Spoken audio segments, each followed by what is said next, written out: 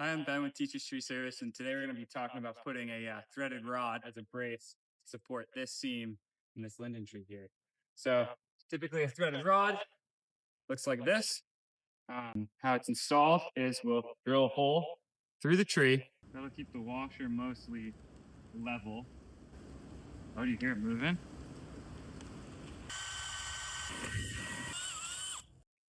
Insert the rod.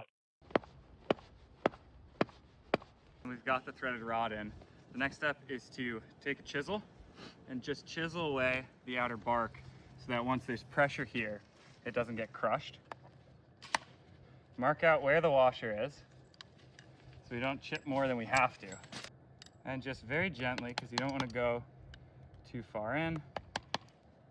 And you can see there's a ring showing you exactly where you have to chisel. If you don't chisel out the bark, once this is on, that bark underneath will get crushed and it'll rot away and it'll leave a pocket of empty space between the washer and the tree, and this won't hold anymore. And then put a washer and a nut on either end. So you can see here, my washer's not carved quite flat, so it won't sit totally flat there. Like there's a little bit of a gap here. So I'm just gonna clean it up a little bit more so it sits more flat to hold it in place. So even if this were to back out, it can't ever come off completely.